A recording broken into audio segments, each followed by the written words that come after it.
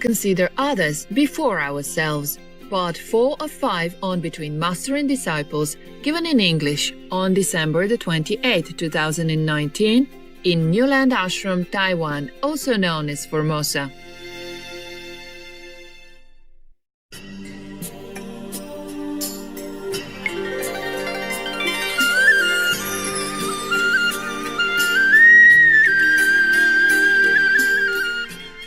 Don't snatch the blessed food from the elderly. Please, I saw that. I was disappointed. I gave it to her and I announced on microphone it's for the older, elderly, okay? And then when she took it, you tried to share it. She didn't say you could. At least you asked, can I, Grandma, can I take some of your, the Master blessed food? You just took it like that, huh? That's stealing. 5 precepts, okay? Stealing. Somebody did not agree or you did not ask, okay? At least you asked and they say, okay, then you take. Long time ago, there was one master, a Zen monk or something, somewhere, or some master somewhere, I forgot. Live in a small temple. And then the thief broke in. And stole many things, took everything, the silverware or some things that were put on the altar for offering to the Buddha. He took them and went out. And then the master said, hey, you come back here. You forgot to thank me. So the thief said, okay, thank you then. Next day, the police caught the thief. And they saw all the silverware and precious things from the temple, and they called the monk to come and say, we're going to jail this thief because he stole something from your temple. Can you identify whether or not these things belong to your temple? We thought they belong to you. So the master said, no, he didn't commit any theft. I gave them to him, and he even thanked me. So let him go. You can return the things to me, or he can keep them because I gave them to him. He said thank you. He thanked me. So the police cannot do anything. If you have to take something, if you really have to die for the blessed food, at least thank the lady or ask her first. I read some sutras for you, just for the benefit of the world. I didn't steal anything, but even then I say thanks. I thanked all the, translators, all the saints and the lay persons who had taken time to write these books down so that I can read to you, remember? Yes. I thanked them and I gave a donation. Okay? Yeah. By the way, I read the story from the Lord Mahavira to you that I forgot to read. And just a few days ago, I incidentally saw in the front, they say it's forbidden to transmit in any form. I did not really know that. I did not see that part. I was just so eager to show you some teaching, to some examples, and I did not really read that part. And a few days ago, I read it, and I made a promise. I will give a big donation to that company in India. The one who prints, the publisher, okay? I will do that. So everything we take, we must return by some means or another, We cannot just take it like that. Even if blessed food is good for you, but if you take it by a well manner like that, I'm not sure if you have any blessed food. I gave the food to the elderly here in the assembly, not because of blessed food or anything. I just want to give them my love. Yes, that's all. Blessing or not, it's up to individuals also, okay?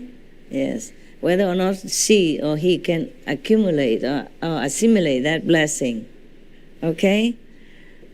Just like your brother, he cleaned my walking cane.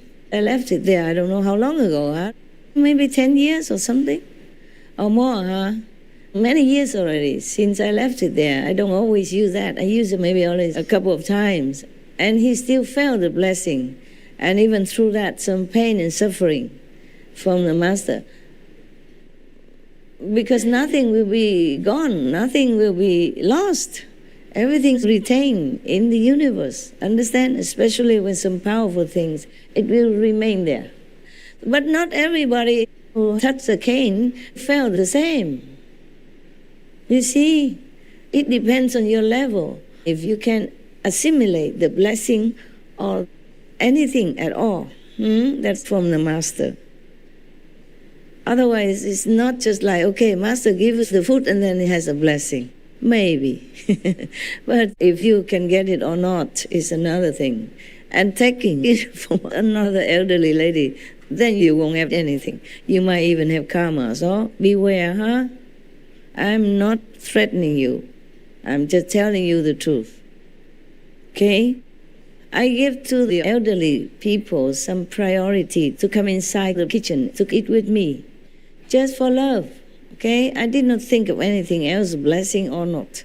Just for love between humans and humans. Because elderly people, they serve. I told you already. Just right there, and then you did not listen. Just right there, I told you so that you do not get jealous or something. I say elderly people, they serve the world decades long already. Yes? And even if they retire, sometimes they still have to take care of the grandchildren. Or they do other jobs or other work, voluntarily to help the world or to help whoever. And so they deserve a little bit of priority. It's not that they need this food or they sit next to me to eat. It's just some form of respect and love, okay? Because mostly elderly people, they're lonely, okay? And they're also not well. Any form of love is very, very necessary, okay? So if you love your parents, you love your elderly neighbors, you should, okay? Now and then pop in, say hello, give them some little things. They don't really need anything from you, but any little thing, a love, a hug from you, they feel very, very comforted. Huh? And they serve their country, their family, their whole life already. So their time is very limited now. So I give them priority. It doesn't mean I discriminate. Or you think because I'm old, so I treat the old people better? Huh? Do you think like that? No, of course not. When I was even younger, or in SMC, I also invited sometimes elderly people when we had time. I invited the elderly people from China or maybe from Vietnam, some difficult countries. Some countries, citizens that find it difficult to get visa to come. I invited them, especially the elderly, because they don't have a lot of chances like younger people. Of course, some people die young, that's for sure. But mostly it's the elderly who will have less chance, you see, because I don't know if tomorrow or next week or next month, next year, they will be able to come again due to their age, yeah? So I gave them priority, and you should understand that. You should know that, even without me teaching you. Don't make me disappointed, huh? Make me proud, and make yourself proud, and make other people feel happy. That's our duty, okay? Unless they do anything wrong, you should make them happy. Or at least don't make them sad. Okay, huh? Especially the elderly, huh? Not because you want marriage or anything like that. Please cast that thing out of your mind. Okay? Cast the blessing food, blessing power, or benefit to yourself in any way. Cast all that out of your mind. You have to be unconditional all the time. All the time. That's the only way you should live your life. That's the only way that can help you to elevate spiritually even. Huh? Okay? Oh my God. And yesterday I invited some... Okay, go ahead.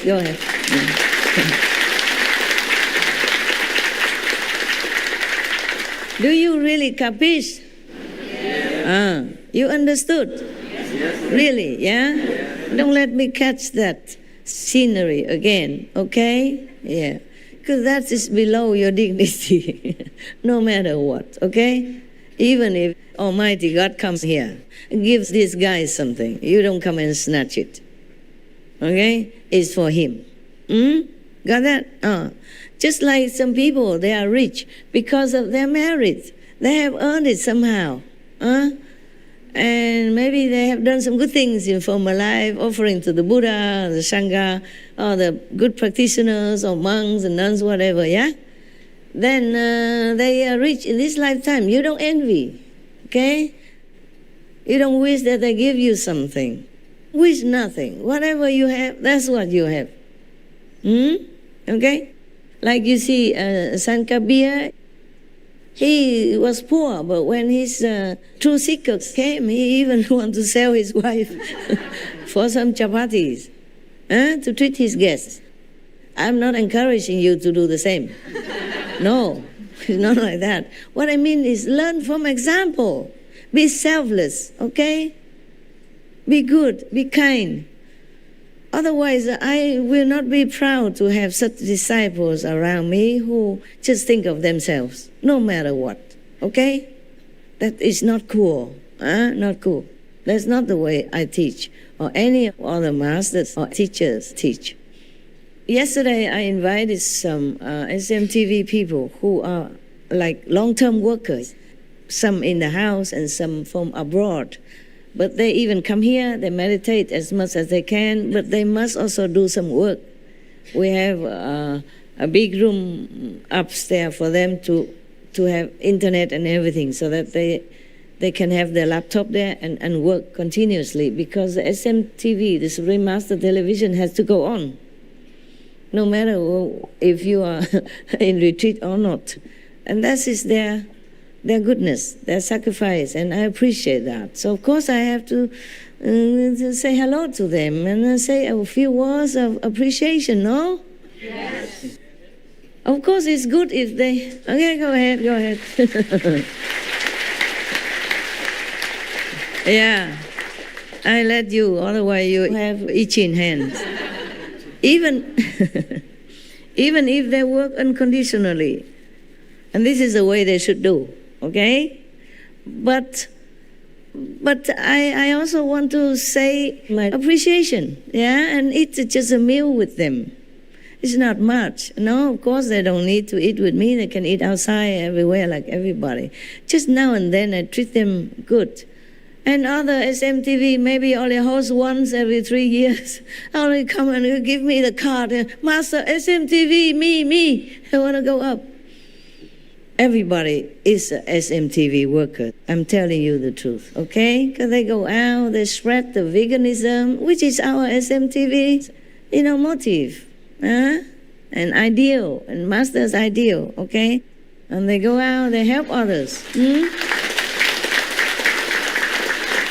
You like to clap, huh? Sitting too long, huh? Okay. Yeah, so I don't see anyone here or at home who is not a Supreme Master Television worker. I see all of you as Supreme Master Television workers, just in different form, okay? So don't come and try to squeeze yourself up to the upper level. If it's your karma, if it's your merit, you would be invited one way or another, or somehow Master will notice you, and if not, you have good experience, you feel good, working unconditionally for the world. That should be your pride, not to go and eat with me. Got that? Yes.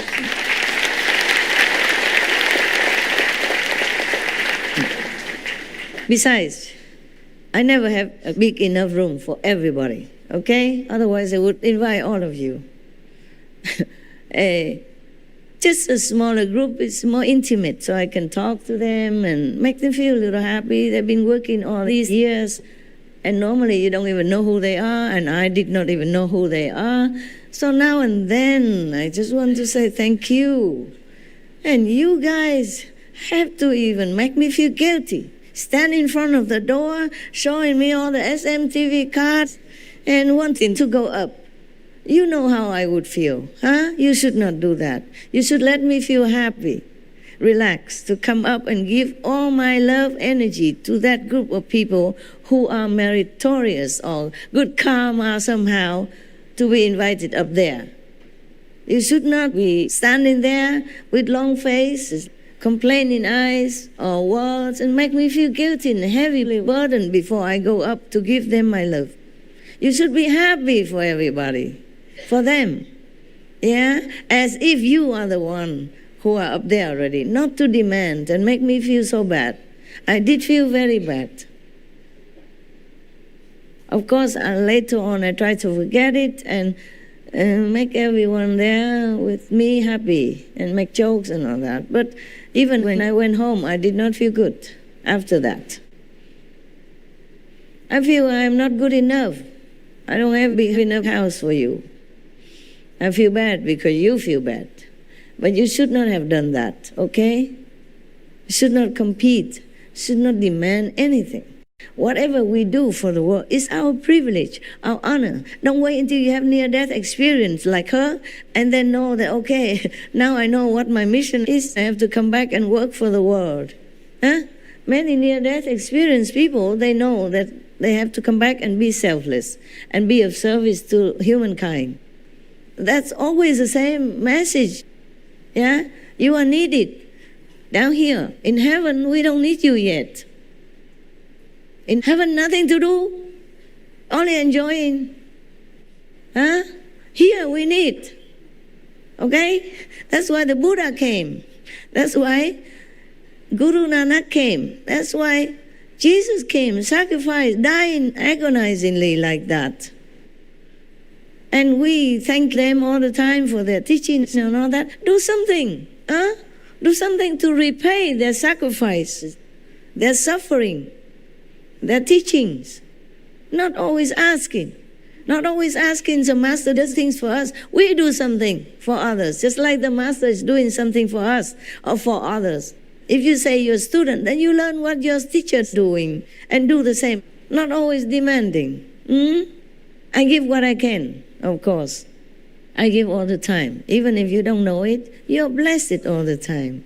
You're blessed, you're lucky to be here in this retreat and see so many saintly beings here. So learn something, do something. Learn from example, huh?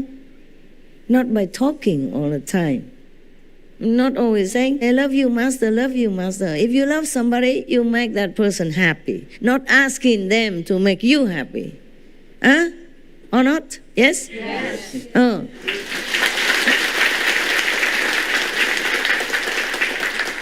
Make me proud, okay? If you are supposed to be invited, you will be invited. Just accept whatever your lot, okay, huh? Yeah. Of course, when you have a reason, you can complain. But if it's all clear, already told to you, that party last night was only for those who are continuously working even here, then you know already you are not in that category. Then you should not be staging a demonstration right in front of the temple, making me feel guilty like that.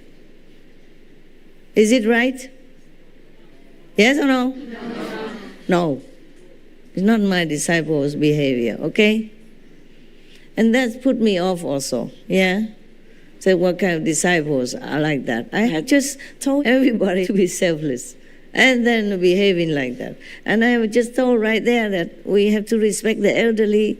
That's why I give them special food from my table or from, my kitchen there, personally. That's also an example for you to learn, to give. But then you do the opposite. You did the opposite. You take. That's not cool. Okay, huh? The Master came out and served people. And you, there, grabbing it from them. That is the opposite direction, huh? You should be ashamed and repent and don't ever do that again. Always others before us. Of course, that doesn't mean that it makes you better or feel good, not always.